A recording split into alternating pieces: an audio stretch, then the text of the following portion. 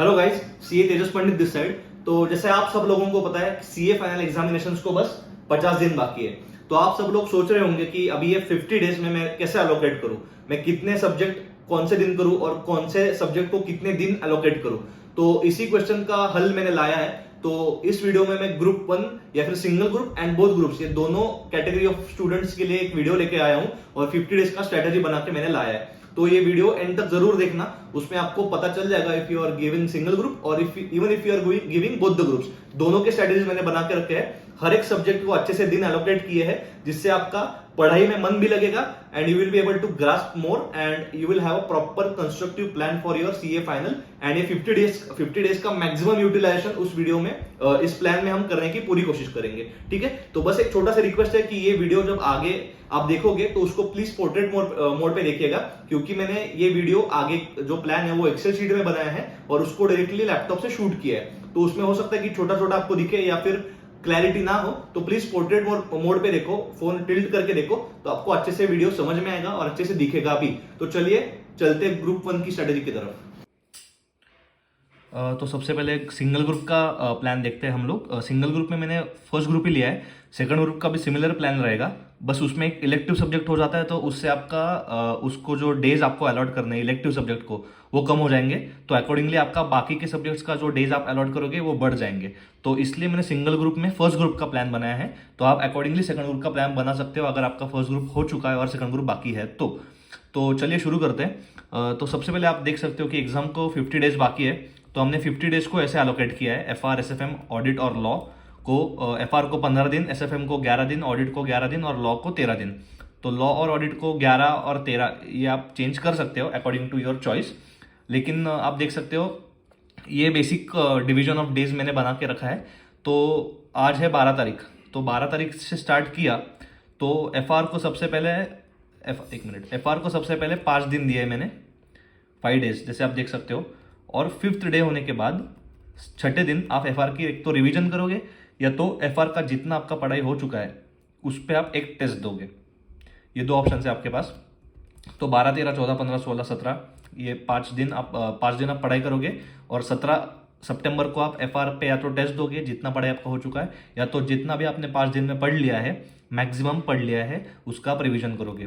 तो at the same time FR आप अगर दिन में 8 घंटे करते हो तो 2 घंटे आप लॉ करोगे 5 दिन। तो अगर एफआर 8 घंटे करते हो तो 2 घंटे लॉ करोगे, अगर एफआर आप 10 घंटे करते हो तो भी 2 घंटे आप लॉ करोगे। मतलब टोटल आपकी एफआर की पढ़ाई चाहे कितने भी घंटे हो, लेकिन लॉ आपको 2 घंटे पढ़ना ही है। लॉ एक थ्योरी सब्जेक्ट हो जाता है। ठीक है, तो ये शुरू हो गया अपना एफआर का पढ़ाई। फिर खत्म होता है एफआर का पढ़ाई 17 सितंबर को। तो अभी आप बोलोगे 17 सितंबर तक हमारा एफआर पूरा होगा या नहीं होगा। तो depends on your preparation, what is the level of your preparation and at what stage are you currently. अगर आपने एफआर की पढ़ाई भले ही बहुत जोरदार से शुरू नहीं की होगी और इतने भी पढ़ाई करके नहीं हुई होगी, फिर भी if you allot this 5 days, you give your blood and sweat to it, तो 5 दिन एफआर का सफिशिएंट नहीं बोलूंगा, लेकिन बहुत सारा ए कैटेगरी का चैप्टर्स और ए कैटेगरी के एसेज आप इन डेज आपके कवर हो सकते हैं ये 5 दिन में। तो एफआर को 6 दिन बोल सकते हो यहाँ पे, 5 दिन पढ़ाई और 6th डे पे रिवीजन या तो टेस्ट। उसके बाद आता है वापस एसएफएम, 5 दिन के लिए एसएफएम करोगे। एसएफएम भी जितने घंटे पढ़ना है उतना घंटे पढ़ सकते हो, और लेकिन continuously 2 hours you will keep law. ठीक है, तो लॉ की पढ़ाई 2 घंटे आपने रख ली और फिर 6ठे दिन एसएफएम की रिवीजन करोगे या तो एसएफएम का टेस्ट दे दोगे। आप जितनी भी पढ़ाई आपकी 5 दिन में हो चुकी है, ए कैटेगरी का एसएफएम का टेस्ट आपने दिया तो भी चलेगा, या तो ए कैटेगरी आप पूरा रिवाइज कर लो 23 सितंबर को। तो आपका 23 सितंबर तक एफआर का ए कैटेगरी या तो ए एंड बी कैटेगरी के मैक्सिमम चैप्टर्स करने की कोशिश आपने की होगी। एक बार उसका छोटा सा रिवीजन या तो एक छोटा सा टेस्ट हो गया होगा आपका। साइड बाय साइड आपका लॉ चल रहा है 2 घंटे हर रोज। फिर आपने एसएफएम कर लिया 5 दिन, एसएफएम के साथ भी आपका लॉ चल रहा है हर रोज 2 घंटे। एसएफएम आपने 23 सितंबर को एक बार रिवाइज कर लिया। तो उसके बाद आते हैं लॉ पे। तो अभी आप बोलोगे कि लॉ यहाँ 2 घंटे चल रहा है, तो अभी लॉ में यहाँ से कैसा पढ़ना शुरू करूँ। तो आप अकॉर्डिंगली यहाँ पे जो लॉ पढ़ना शुरू कर रहे हो 12 सितंबर को, तो 12 सितंबर को जो लॉ पढ़ना शुरू कर रहे हो वो अकॉर्डिंगली यहाँ तक आपका कितना दिन होता है, 10 दिन। 10 दिन इंटू 2 घंटे, 20 घंटा आपने लॉ पढ़ लिया है 22 सितंबर तक। मैं 23 सितंबर को लॉ नहीं रख रहा हूँ क्योंकि पूरे दिन आपको एसएफएम रिवीजन करना है उस दिन। ठीक है, अकॉर्डिंगली मैंने 17 तारीख को भी कोई लॉ वगैरह रखा नहीं है। तो यहाँ पे लॉ के वापस आपको 5 दिन दे रहा हूँ मैं। तो law at a stretch 5 days you have to do law, और लॉ के टाइम थ्योरी कोई और नहीं करना है क्योंकि दो theory subject at a time नहीं होने वाले, तो लॉ के साथ लॉ ही रहेगा। तो चाहे तो यहाँ से मैं हटा देता हूँ, कुछ सब्जेक्ट यहाँ पे नहीं होगा, बस लॉ पूरा दिन 10 घंटा 12 घंटा जितना भी आपका कैपेसिटी है full you will do law. और लॉ का 29 सितंबर को 6th डे पे लॉ का रिवीजन होगा। अभी लॉ का आपका ए कैटेगरी बी कैटेगरी जो भी इंपॉर्टेंट चैप्टर्स है जिसको ज़्यादा वेटेज है जैसे मैंने बताया था, उसका टेस्ट या तो आप दे दोगे या तो पूरा आप उसका रिवीजन कर लोगे इन 29 सितंबर को। 29 सितंबर को आपका लॉ का रिवीजन हो गया, उसके बाद वापस हम आते हैं ऑडिट पे, क्योंकि ऑडिट को अभी तक हमने टच भी नहीं किया है। तो अकॉर्डिंगली मैं ऐसा बताऊंगा कि ऑडिट का आपका पढ़ाई आपने स्टार्ट किया होगा या नहीं किया होगा, irrespective of that you have to do audit for 6 days at a stretch. अभी आप बोलोगे theory at a stretch 6 days audit करना डिफिकल्ट है, लेकिन फिर भी हमें ऑडिट करना ही पड़ेगा क्योंकि पूरे सितंबर में we have not given even 1 day for audit. हमने बाकी के सारे सब्जेक्ट्स को टच किया लेकिन ऑडिट डिफिकल्ट जाता है, तो ऑडिट को इतना टाइम देना बनता भी है, और ऑडिट के साथ कोई और थ्योरी सब्जेक्ट होगा नहीं, तो बस ऑडिट ही होने वाला है। पूरे 6 दिन अपने अच्छे से ऑडिट किया। ऑडिट का जो डर था मन में बैठा था कि अरे कहाँ कहाँ पे बहुत सारी चीज़ें हैं मुझे याद नहीं है, तो ये पूरा डर यहाँ पे या तो हट जाएगा या तो कम हो जाएगा। तो 6 अक्टूबर को आप ऑडिट की एक कॉम्प्रिहेंसिव रिवीजन करोगे, जितना भी पढ़ लिया है आपने ऑडिट का 30 सितंबर से लेके 5 अक्टूबर तक जितना भी ऑडिट आपने पढ़ लिया है उसका पूरा रिवीजन आप एक बार कर लोगे। यहाँ पे 6 अक्टूबर को आप उसका पूरा रिवीजन करोगे, और ये 6 दिन आपको ऑडिट के बहुत होते हैं। 6 दिन की वैल्यू आपको जब एक बार आप पढ़ाई करना स्टार्ट कर दोगे तो पता चल जाएगी। तो 6 दिन पूरा ऑडिट करोगे तो ऑडिट पे बहुत अच्छा ग्रिप आएगा, कंफर्ट आएगा, और फिर ऑडिट का यहाँ पे आपका 6 अक्टूबर को पढ़ाई करना स्टार्ट हो जाएगा।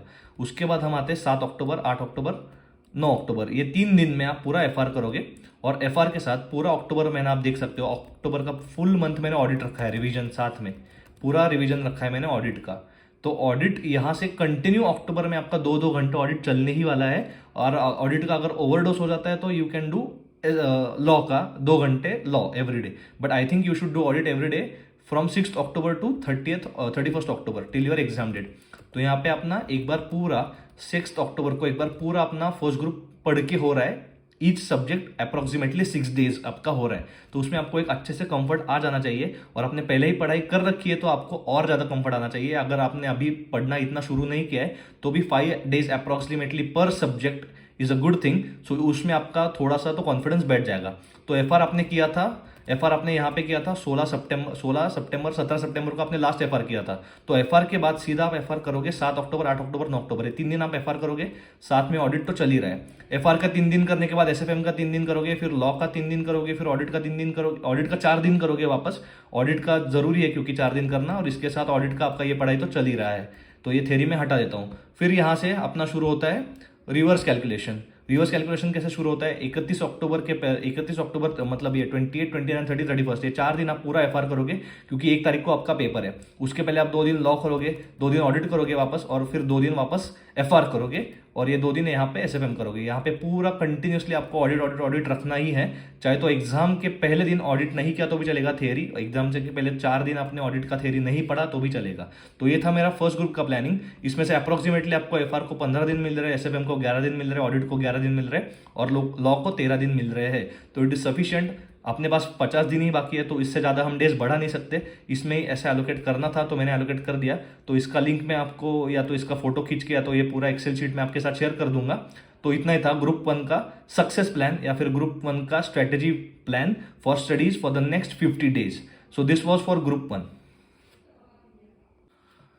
तो अपना ग्रुप 1 का स्ट्रेटेजी देख के हो गया है, सारे डेज हमने अलॉट कर लिए। तो अभी चलते हैं बोथ ग्रुप्स की तरफ।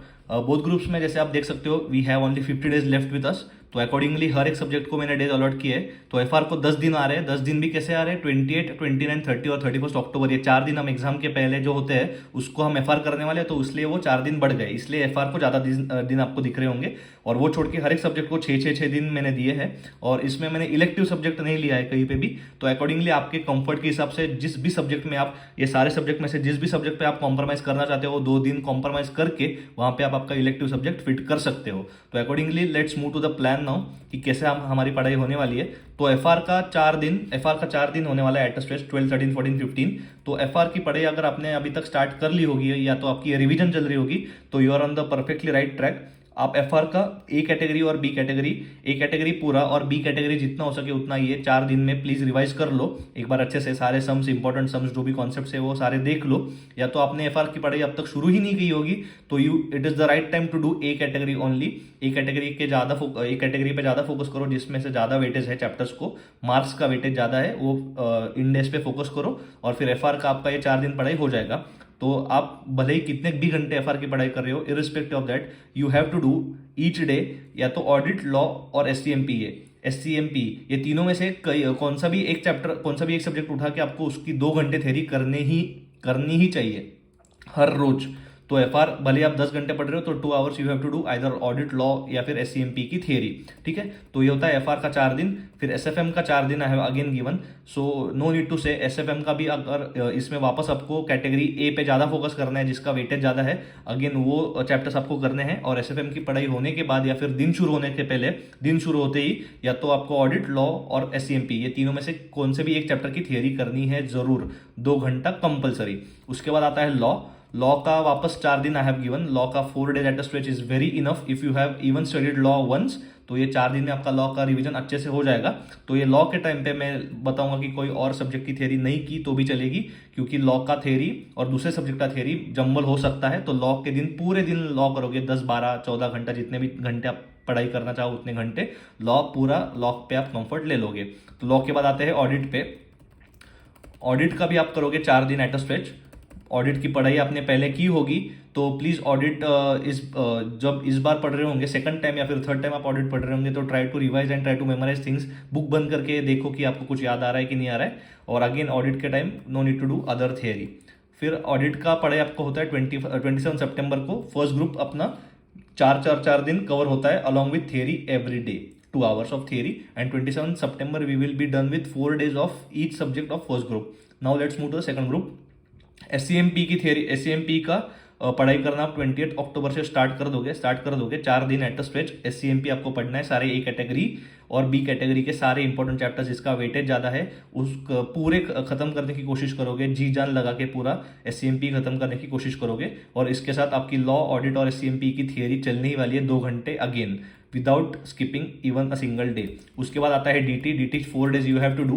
डीटी का 4 दिन पढ़ाई, प्रोवाइडेड मैंने 4 ही दिन दिया है, provided you must have studied DT before. 4 दिन में डीटी होना इम्पॉसिबल है, लेकिन मैं अज्यूम कर रहा हूँ कि डीटी का आपका रिविजन चल रहा होगा या तो आपके बस कुछ एंड वाले टॉपिक्स बाकी होंगे तो आप वो खत्म करके डीटी पे अच्छा कंफर्ट ला सकते हो ये 4 दिन में। लेकिन 4 दिन at a stretch you have to do DT with your full blood and sweat और अच्छे से डीटी हो जाएगा। और डीटी के साथ भी आपको ऑडिट, लॉ या फिर एससीएमपी की थ्योरी करनी ही है because theory is very important. Again IDT को 4 दिन दिए हैं मैंने, आईडीटी को एट अ स्ट्रेच 4 दिन दिया है, तो 9 अक्टूबर का तक अपना आईडीटी का पढ़ाई हो जाएगा। आईडीटी का 4 दिन हमने दिया है, assuming again you have studied IDT before as well and you are either revising or you are left with some miscellaneous topics in IDT. Again audit, law और एससीएमपी की थ्योरी आपकी चलने ही वाली है। तो 10 अक्टूबर से लेकर 13 अक्टूबर तक ये 4 दिन के बारे में हम बाद में बात करते हैं। तो चलते हैं रिवर्स कैलकुलेशन से। 9 एग्जाम के पहले 4 दिन आप हमारा एफआर होने वाला है, क्योंकि 1 तारीख को अपना पेपर है, 1 नवंबर को अपना एफआर का पेपर है, तो एफआर के पहले 4 दिन होंगे। फिर अपना लास्ट पेपर है आईडीटी का, हमेशा होता है, तो आईडीटी का पढ़ाई में बहुत ज्यादा गैप हो जाता है। तो इसलिए IDT we have to do on 27 October, because इसके बाद 27 अक्टूबर या फिर 26 एंड 27 अक्टूबर के बाद directly you are going to do IDT on the last day of your exam. So it is a good gap of 10 to 15 days या फिर ज्यादा। तो IDT you have to do.